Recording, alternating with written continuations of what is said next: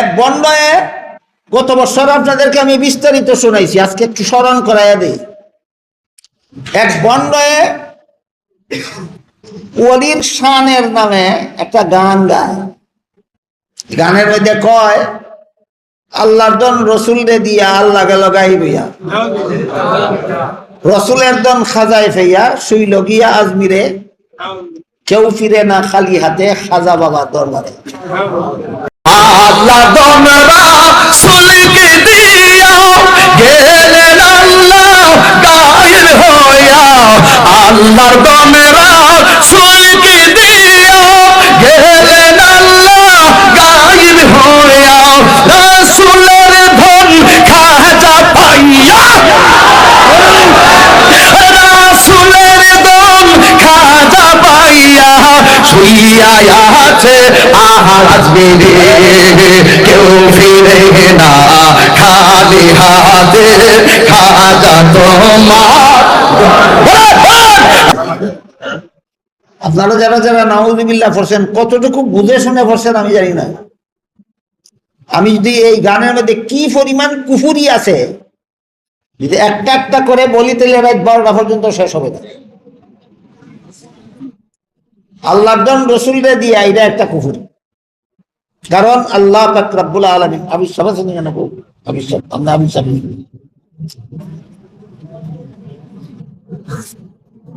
সূরা মুনাফিকুনের 7 নম্বর আয়াত বের করে দিন। আমি এনে মুখস্থ আছে, আমার মুখস্থ নাই, আমি দীক্ষা পালন লাগবো।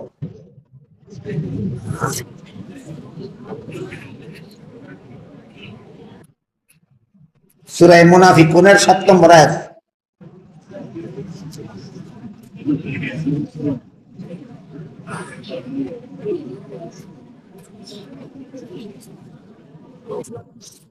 জাযাকাল্লাহ।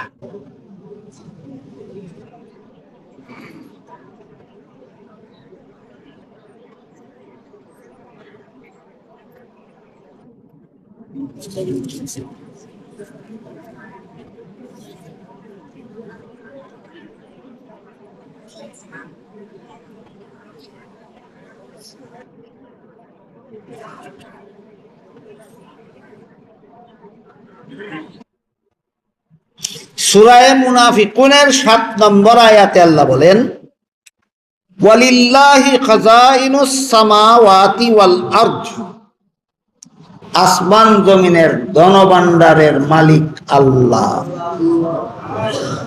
আল্লাহর দন রসুললে দিছে না আল্লাহর রইছে? আল্লাহ কি কয়, বন্ডয় কি কয়? এর ফলে আল্লাহ বলেন, ওয়ালাকিন্নাল মুনাফিকিনা লা ইয়াফকাহুন, আসমান জমিনের ধনভাণ্ডার যে রসুলের না, আসমান জমিনের ধনভাণ্ডার যে আল্লাহর, এই কথাটা মুনাফিকেরা মানে না। আসমান জমিনের ধনভাণ্ডার আল্লাহর, আল্লাহ বলেন আল্লাহর, মানে না মুনাফিকে। হে গানের মধ্যে কয় আল্লাহর ধন রসুল দিয়ে দিয়া লাইছে, হে মুনাফিক না মুনাফিক না? আল্লাহর ধন রসুল দিয়ে দেওয়ার কথাটা দেখি মুর্শিদি গান না ওলির শান না বন্ডামি কুফুরি? কুফুরি গান, এই কুফুরির এই গানের একটা কুফুরি আল্লাহর দন রসুলরে দিয়ে। এখন আল্লাহর দন বলে রসুলরে দিয়া রয়েছে। সূরা মুনাফিকুনের 7 নম্বর আয়াতে আল্লাহ বলেন, আমার দন আমার রয়েছে, আসমানের দন জমিনের দন সব দন আমার। মানে না কে? আল্লাহ বলেন মুনাফিকরা মানে না। আল্লাহর দন যে আল্লাহর রয়েছে, রসুলদের দিছে না, এই কথাটা মুনাফিকরা মানে না। সুতরাং যে কয় আল্লাহর দন রসুলদের দিছে, সূরা মুনাফিকুনের 7 নম্বর আয়াতে আল্লাহ বলেছেন এ মুনাফিক। এরপরে রসুলের দন খাজায় ফেইয়া রইলনি রসুলের কাছে না নিশিকা খাজায়।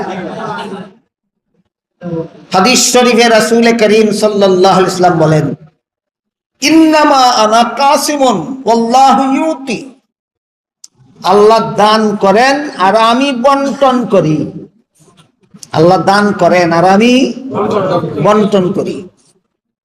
তাইলে রাসূল আল্লাহর দেওয়া যা কিছু বন্টন করেন, সর্বপ্রথম রসুলের সাথে সরাসরি ডাইরেক্ট কাদের সাক্ষাৎ হইতো? এরারে ফাঁকত হইয়া খাজা বাবারে নিয়ে রসুলে দিল কোন সময়? রসুলের সাথে খাজা বাবার সাক্ষাৎ হয়েছিল না সাহাবায়ে কেরামের সাক্ষাৎ হয়েছিল? তোর সাহাবায়ে কেরাম নজরে আসলো না খাজা বাবা নজরে আসলো? রসুলে আল্লাহর দন দেওয়ার সময়ও সাহাবারে না দিয়া খাজা বাবারে দিয়া দিল, আরেকটা কুফুরি। রসুলের দন খাজায় ফাইয়া শুইল গিয়া আজমিরে। এরপরে গানের শেষের কথা হইল, কেউ ফিরে না খালি হাতে খাজা বাবার দরবারে। কেউ ফিরে না খাজা বাবার দরবারে খালি হাতে, কেউ ফিরে না। কেউ ফিরে না কথার অর্থ কি? যে গিয়া সম্পদ চায় সম্পদ পাইয়া যায়, যে গিয়া ধন চায় ধন পাইয়া যায়, যে গিয়া সুখ শান্তি চায় সুখ শান্তি পাইয়া যায়, যে গিয়া সন্তান চায় সন্তান পাইয়া যায়। কেউ গিয়া যদি জান্নাত চায় জান্নাত পাইয়া যায়, কেউ গিয়া যদি জাহান্নাম থেকে মুক্তি চায় জাহান্নাম থেকে মুক্তি পাইয়া যায়, কেউ গিয়া যদি গুনাহ মাফ চায় গুনাহ মাফ পাইয়া যায়। পাইয়া গেলে খালি হাতে ফিরল না, না পাইয়া গেলে খালি হাতে ফিরল না। না ভাইয়া যদি যায়, সাইয়া যদি না ভাইয়া যায় তে খালি হাতে ফিরলো কিনা? আর সাইয়া যদি ভাইয়া যায় তাইলে খালি হাতে ফিরলো না। খাজা বাবার কাছে যে যাই চায় খাজা বাবা তারে তাই দেয়। তোর আল্লাহ কোন কাজের রে? তোর আল্লাহ কোন কাজের? খাজা বাবারে আল্লাহর সমকক্ষ বানাইল নি? আল্লাহ পাক রব্বুল আলামিন সূরা ইখলাসের শেষ আয়াতে বলেন, ওয়ালাম ইয়াকুল্লাহু কুফুয়ান আহাদ। আল্লাহর সমকক্ষ কেউ নাই। আল্লাহর সমকক্ষ কেউ নেই। ধন দেওয়ার মালিক আল্লাহ, আল্লাহ ছাড়া কেউ ধন দিতে পারে না। সন্তান দেওয়ার মালিক আল্লাহ, আল্লাহ ছাড়া কেউ সন্তান দিতে পারে না। রোগ মুক্তি দেওয়ার মালিক আল্লাহ, আল্লাহ ছাড়া কেউ রোগ মুক্তি দিতে পারে না। গুনাহ মাফ করার মালিক আল্লাহ, আল্লাহ ছাড়া কেউ গুনাহ মাফ করতে পারে না। জাহান্নাম থেকে নাজাত দেওয়ার মালিক আল্লাহ, আল্লাহ ছাড়া কেউ জাহান্নাম থেকে নাজাত দিতে পারে না। জান্নাত দেওয়ার মালিক আল্লাহ, আল্লাহ ছাড়া কেউ জান্নাত কাউকে, আল্লাহ ছাড়া কেউ কাউকে জান্নাত দান করতে পারে না।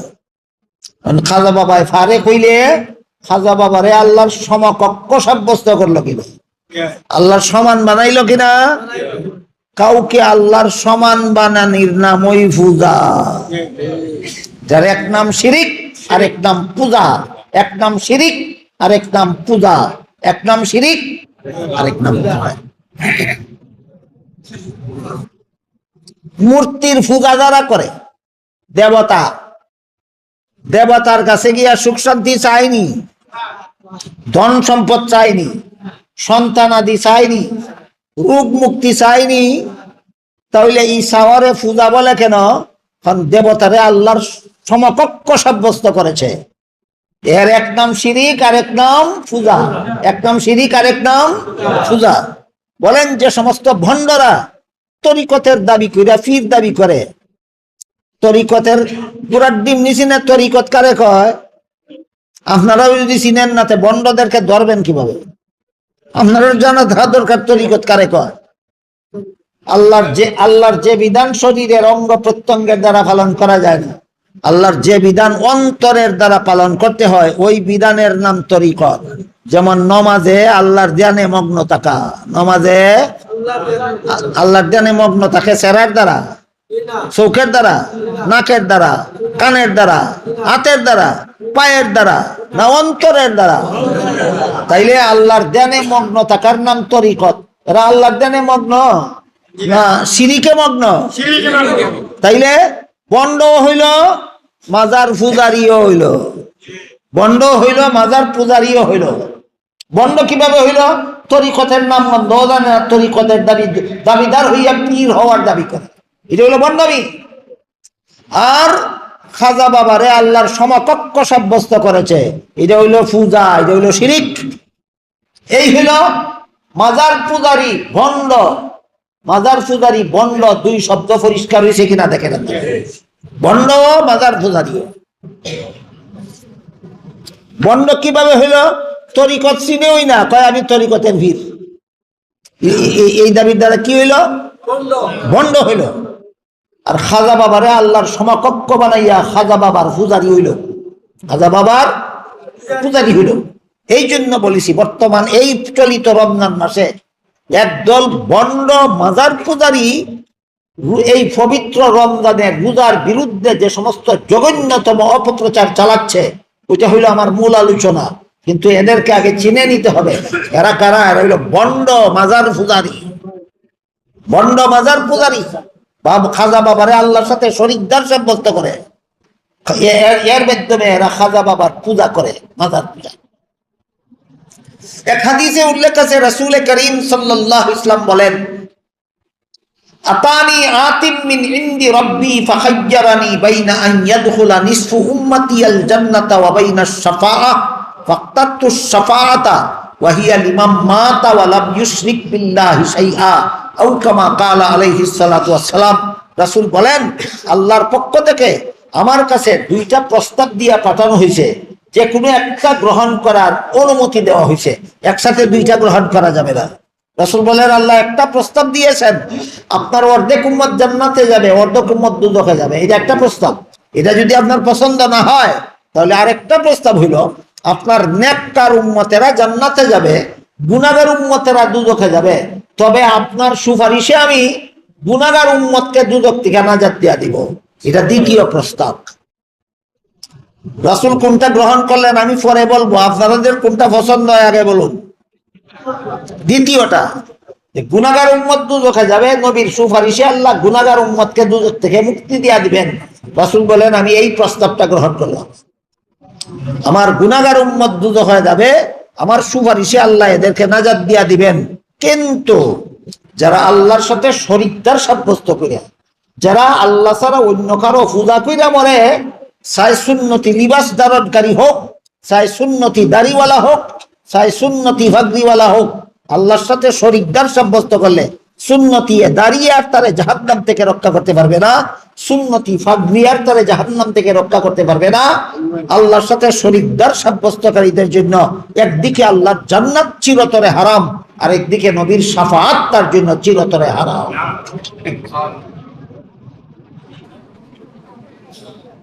নবীর সুন্নতের দাম অবশ্যই আছে। আপনারা যারা যারা মাথায় টুপি দিয়েছেন কি জন্য? নবীর সুন্নত। পাগড়ি বাঁধছেন কি জন্য? লম্বা জামা পরেছেন কি জন্য? মুখে দাড়ি রেখেছেন লম্বা কি জন্য? নবীর সুন্নত। দাম আছে। কতক্ষণ? ইমান ঠিক থাকবে যতক্ষণ। নবীর সুন্নতের দাম আছে কতক্ষণ? ইমান ঠিক থাকে যতক্ষণ। ইমান যখন ধ্বংস হইয়া যায়, সুন্নতের দাম থাকে না। এটার উদাহরণ এইভাবে দেওয়া যায়, এক লিখে ডাইনে শূন্য দিলে 10 হয়, 2 শূন্য দিলে 100, 3 শূন্য দিলে 1000, 4 শূন্য দিলে 10,000। এই অবস্থা দেখে কোন বুদ্ধিমানে যদি শূন্য 4টা রাখে আর 1 মুছে ফেলে, 10,000 থেকে কত মুছলো? 10,000-এর 1 মুছলে কি 9,999 থাকে? খালি গোড়ার ডিম থাকে। ঠিক তেমনি ভাবে ফাগরির দাম দেখিয়া ফাগরি বানছে, লম্বা জামার দাম দেখিয়া লম্বা জামা গায়ে দিছে, লম্বা দাড়ি সুন্নত দেখিয়া লম্বা দাড়ি রাখছে। আর খাজা বাবারের আল্লাহর সাথে শরীক করিয়া খাজা বাবার পূজা করছে, তোর খালি গোড়ার ডিম রয়েছে, তোর বায়ের সংখ্যা নাই। এর মাথার ফাগরি গোড়ার ডিম, এর মুখের দাড়ি গোড়ার ডিম। এইরকম ফাগরি শিখেও বান্ধে, এইরকম দাড়ি রবীন্দ্রনাথ ঠাকুরের মুখেও ছিল। বলুন, রবীন্দ্রনাথ ঠাকুরের মুখে খাটো দাড়ি না লম্বা দাড়ি? ইয়ার কি শিখের মাথায় ফাগরি বাঁধা থাকে কিনা? এই ফাগরির দাম কত? এই দাড়ির দাম কত? প্রমাণ হইল, যার ইমান নাই তার দাড়ির কোনো দাম নাই, যার ইমান নাই তার ফাগরির কোনো দাম নাই, যার ইমান নাই তার লম্বা জামার কোনো দাম নাই। সুতরাং যেই ভণ্ড মাজার পূজারী মাথার ফাগরি বান্ধে, গায়ে লম্বা জামা রাখে, জামা দিয়ে ঢেকে রাখে, মুখে লম্বা দাড়ি রাখে, আর কয় কেউ ফিরে না খালি হাতে খাজা বাবার দরবারে, তোর মুখের দাড়ি রবীন্দ্রনাথ ঠাকুরের দাড়ির মতো, তোর মাথার ফাগরি শিখের ফাগরির মতো। শিখেরও ইমান নাই, তোরও ইমান নাই, রবীন্দ্রনাথ ঠাকুরেরও ইমান নাই, তোরও ইমান নাই। এটার মতো তো ভাগ্যি আছে, তোর মতো তো ভাগ্যি আছে, ওইটার মুখ দাঁড়িয়ে আছে, তোর মুখ দাঁড়িয়ে আছে, মানে এ খালি বুড়ার ডিম আছে, বামে সংখ্যা নাই। এবার বলেন ফাগরিদারির দাম কতক্ষণ? ইমান থাকে যতক্ষণ। পাগড়িদারির দাম কতক্ষণ? ইমান থাকে যতক্ষণ। যখন ইমান থাকে না তখন তোমার ফাগড়ি শিকার ফাগড়ির মতো হইয়া যায়। যখন ইমান থাকে না, যখন খাজা বাবার পূজা করস, তখন তোর মুখের দাড়ি রবীন্দ্রনাথ ঠাকুরের দাড়ির মতো হইয়া যায়। দুই শব্দ বুঝাইলাম আমাদের কি বন্ধ, মাজার ফুজারি আর বন্ড। বন্ড কেমনে হয়? তরিকত চিনে না গুড়ার ডিম, হে তরিকতের ভিড়। আপনারা চিনলেন কিনা তরিকত কারে কয়? বলুন। উজুর নাম তরিকত, উজুর নাম, উজুর নাম, উজুর নাম শরীয়ত। বুঝলেন কিভাবে? যে শরীরের অঙ্গ প্রত্যঙ্গের দ্বারা পালন করতে হবে। নমাজের নাম তরিকত, শরীয়ত। বুঝলেন কিভাবে? শরীরের অঙ্গ প্রত্যঙ্গের দ্বারা পালন করতে হয়। হজের নাম তরিকত না শরীয়ত? যাকাতের নাম তরিকত না শরীয়ত? আর নমাজে আল্লাহর দানে মগ্ন হওয়ার নাম তরিকত। বুঝলেন কিনা? আল্লাহর যে বিধান শরীরের অঙ্গের দ্বারা পালন করতে হয় এটার নাম শরীয়ত, আর আল্লাহর যে বিধান অন্তরের দ্বারা পালন করতে হয় সেটার নাম তরিকত। বন্ড শয়তান গুড়ার ডিমোসিনে না শরীয়ত কারে কয়, তরিকত কারে কয়? কয় আমরা শরীয়ত পন্থী না আমরা তরিকত পন্থী। সত্যই তরিকত পন্থী না তরিকতের নামে ভণ্ড? এই হলো ভণ্ডের পরিচয়। আর মাজার ফুজারির পরিচয়, খাজা বাবার মাজারে গিয়ে যে যা চায় খালি হাতে ফিরে না। আল্লাহর সমান বানাইল নি? আল্লাহর সমান বানাইলে কি হয়? শিরিক হয়, পূজা হয়। শিরিক হয়, পূজা হয়। এই তরিকতের নামের ভণ্ড পীরেরা এইভাবে পূজা, মাজার পূজায় লিপ্ত। গান গায়, পূজার গান, আর কয় গান গাই না, ওলির শান গাই। গান গায় কয় না, শান গায় কয়। কার শান? ওলির শান। আমি বলি তুই তোর কপালে নাই মরণ পর্যন্ত ওলি কারে কয়েছি না? তুই বন্ড, বন্ডের কপালে ওলির পরিচয় হাসিল হবে না কোনোদিন। তুই মাজার ফুজারি, মাজার ফুজারিদের নসিবে কোনোদিন ওলির পরিচয় হাসিল হবে না। আমি অন্য সময় আপনাদেরকে বলে দিয়েছি যে কোনো মানুষ 5 কাজের দ্বারা আল্লাহর ওলি হয়। কত কাজের দ্বারা? 5 কাজের দ্বারা আল্লাহর ওলি হয়। 1 নম্বর কাজ, সকল রকমের গুনাহ থেকে তওবা করে। সকল প্রকার গুনাহ থেকে যতক্ষণ পর্যন্ত তওবা করবে না ততক্ষণ পর্যন্ত ওলি হতে পারবে না। 2 নম্বর কাজ, সমস্ত ফরজ আমল ঠিক মতে আদায় করা। একটা ফরজ আদায় বাকি থাকলে আল্লাহর ওলি হতে পারবে না। 3 নম্বর কাজ, সমস্ত ওয়াজিব আমল ঠিক মতে করা। একটা ওয়াজিব আমল করার অভাব থাকলে ওলি হতে পারবে না। 4 নম্বর কাজ, সমস্ত সুন্নতে মুআক্কাদা আমল করা। একটা সুন্নতে মুআক্কাদা ঠিক মতো আমল না করলে আল্লাহর ওলি হতে পারবে না। 1 নম্বর গুনার অভ্যাস ছেড়ে দেওয়া, 2 নম্বর ফরজ আমল করা, 3 নম্বর ওয়াজিব আমল করা, 4 নম্বর সুন্নতে মুআক্কাদা আমল করা। ওইছে নি ওলি? আর একটা রইছে, আর একটা রইছে না, পরেরটা কথা পরে কই। এই 4টা করলে কি হয় শুনেন। গুনার অভ্যাস ছেড়ে দিলে জাহান্নাম থেকে বাঁচা যায়। ফরজ ওয়াজিব আমল করলে জান্নাত পাওয়া যায়। সুন্নতে মুআক্কাদা আমল করলে নবীর শাফাআত পাওয়া যায়, কিন্তু ওলি হওয়া যায় না। কোন কাজের দ্বারা কি হয়? জীবন বর্মনে রাখি। গুনাহ ছেড়ে দিলে জাহান্নাম থেকে বাঁচা যায়। ফরজ ওয়াজিব আমল করলে জান্নাত পাওয়া যায়। সুন্নতে মুআক্কাদা আমল করলে নবীর শাফাআত পাওয়া যায়, কিন্তু ওলি হওয়া যায় না। আরেকজনে মনে মনে কইব, আমি যদি এইগুলি ফাইতে ওলি না হইলে আমার অসুবিধা কি? আমি যদি গুনাহ ছেড়ে দিয়ে জাহান্নাম থেকে বাঁচতে পারি, আমি যদি ফরজ ওয়াজিব আমল করে জান্নাত লাভ করতে পারি, আমি যদি সুন্নতে মুআক্কাদা আমল করে নবীর শাফাআত লাভ করতে পারি, 5 নম্বর কাজ চিনলাম না, জানলাম না, করলাম না, ওলি হইলাম না, অসুবিধা কি? এই অসুবিধা কি? এটার জবাব আমি একটু পরে দেই। আগে 5 নম্বর কাজটা কই। সহিহ বুখারী শরীফের হাদিসে উল্লেখ আছে, রাসূল করিম সাল্লাল্লাহু আলাইহি ওয়াসাল্লাম সেই 5 নম্বর কাজের কথা উল্লেখ করে দিয়েছেন। 4 কাজ করার পরে 5 নম্বর কাজ হইল নফল বন্দেগী। যে যত বেশি করবে তত বড় ওলি হবে আল্লাহ। গুনার অভ্যাস চালু রেখে নফল বন্দেগী করলে, ফরজ লঙ্ঘন কিরা নফল বন্দেগী করলে, ওয়াজিব লঙ্ঘন কিরা নফল বন্দেগী করলে, সুন্নতে মুআক্কাদা আমল না কিরা নফল বন্দেগী করলে, না সিরিয়াল বাই সিরিয়াল, এই কথার মধ্যে সিরিয়াল বাই সিরিয়াল ধারাবাহিক ভাবে আগে গুনার অভ্যাস ছাড়ো, পরে ফরজ ওয়াজিব আমল ঠিক করো, এরপরে সুন্নতে মুআক্কাদা আমল ঠিক করো, এরপরে নফল বন্দেগীতে লিপ্ত হও। আল্লাহ রাসূল বলেন, যে যত বেশি নফল বন্দেগী করবে আল্লাহ তাকে তত বড় ওলি হিসাবে গ্রহণ করবে। ওলির শান গাজে কয় বন্ড বাজার ফুজারি, বুড়ার ডিম চিনে ওলি কারে কয়? আপনারা চিনলেন কিনা ওলি কারে কয়? কত কাজের দ্বারা ওলি হয়?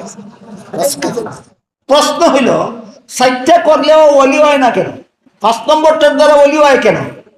2 নম্বর প্রশ্ন হইল, সাইটটা করলে তো আমার যথেষ্ট, আমার ওলি না হইলে অসুবিধা কি?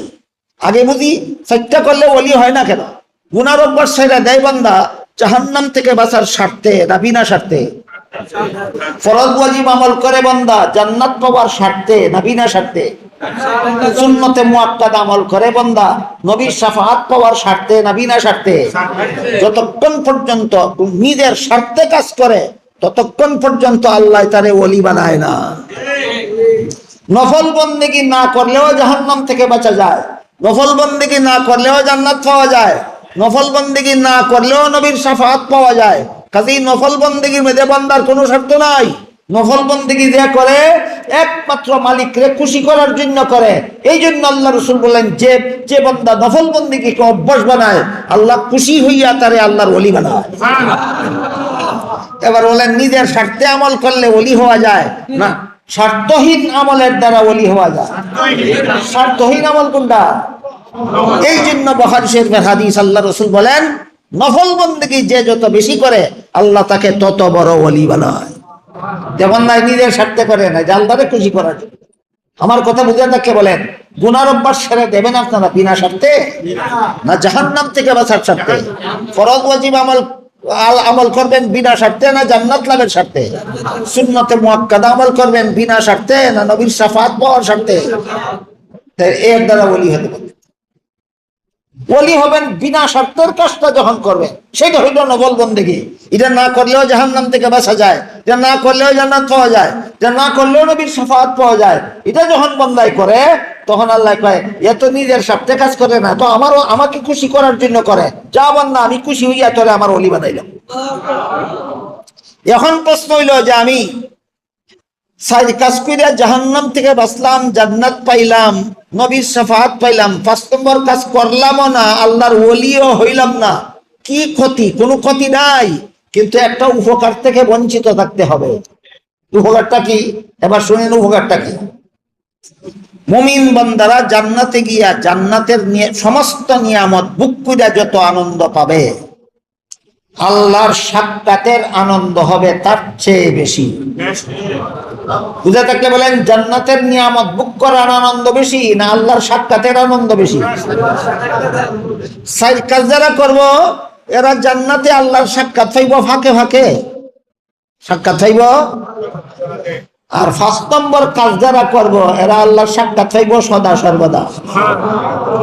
বলেন, ওলি হওয়ার আলাদা আলাদা পুরস্কার আছে কিনা? এরা আল্লাহর সাক্ষাৎ পাইব জান্নাতে ফাঁকে ফাঁকে না সদা সর্বদা? সদা সর্বদা। এই জন্য হাদিস শরীফে আল্লাহ রাসূল বলেন, এই সমস্ত বান্দাদেরকে আল্লাহ তার ওলি বানায়, আর যারে আল্লাহ তার ওলি বানায় তার মুখ আল্লাহর মুখ হইয়া যায়, তার হাত আল্লাহর হাত হইয়া যায়, তার পা আল্লাহর পা হইয়া যায়। আমার কথাই যদি আপনারা ওলি চিন্না থাকেন তাহলে বলেন, কেউ ফিরে না খালি হাতে খাজা বাবার দরবারে, এটা ওলির শান না? ওলিরে আল্লাহর শরীক বানাইয়া ওলির পূজা, যে ওলির শান নয়, করে ওলির পূজা আর কয় ওলির শান গায়। এইভাবে ওলি নামের দোহাই দিয়া, শান নামের দোহাই দিয়া, তরিকত নামের দোহাই দিয়া, এশকে রসুলের দোহাই দিয়া মুমিনের ঈমান ধ্বংস করার ষড়যন্ত্রে লিপ্ত আছে এই সমস্ত ভণ্ড মাজার পূজারী। এরকম এক ভণ্ড মাজার